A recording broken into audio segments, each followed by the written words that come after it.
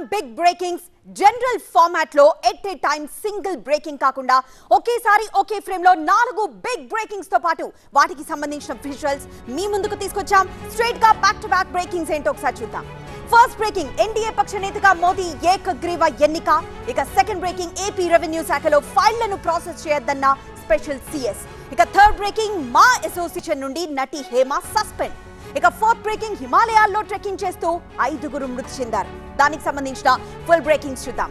First breaking NDA పక్ష నేతగా మోదీ ఏకగ్రీవంగా ఎన్నికయ్యారు. తీర్మానంపై 20 మంది నేతల సంతకాలు చేశారు. అటు ఖర్గే నివాసంలో ఇండి కూటమి నేతల భేటీ జరిగింది. ఎన్డీఏ సమావేశానికి ఏపీ నుంచి చంద్రబాబు, పవన్ కళ్యాణ్ హాజరయ్యారు.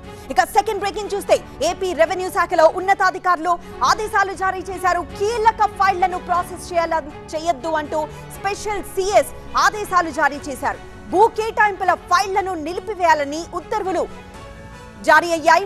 మరోవైపు రెవెన్యూ శాఖ మంత్రి పేషీలోని రికార్డులు, ఫైళ్లను జాగ్రత్త పరచాలని అధికారులకు ఆదేశాలు జారీ చేశారు సిఎస్ రజత్ భార్గవ్.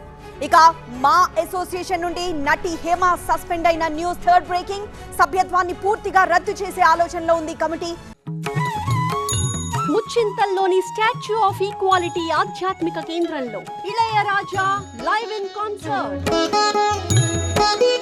సమత ఇళయరాగం జూన్ 8 సాయంత్రం 6 గంటల నుంచి.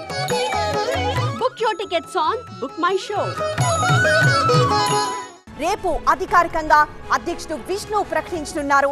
మరోవైపు బెంగళూరు డ్రగ్స్ కేసులో హేమ అరెస్ట్ కావడంతో మా కమిటీ ఈ నిర్ణయం తీసుకున్నట్లు తెలుస్తోంది. లాస్ట్ అండ్ ఫోర్త్ బ్రేకింగ్ హిమాలయాల్లో ట్రెక్కింగ్ చేస్తూ 5 మృతి చెందారు. మంచు తుఫాన్లో చిక్కుకుపోయారు 22 మంది ట్రెక్కర్లు. హెలికాప్టర్ సాయంతో 13 మందిని రెస్క్యూ చేశారు. ట్రెక్కింగ్ టీంలో మొత్తం 18 మంది కర్ణాటక, 1 మహారాష్ట్ర, 3 ఉత్తర కాశీకి చెందిన టూరిస్ట్ గైడ్లున్నట్లు తెలుస్తోంది.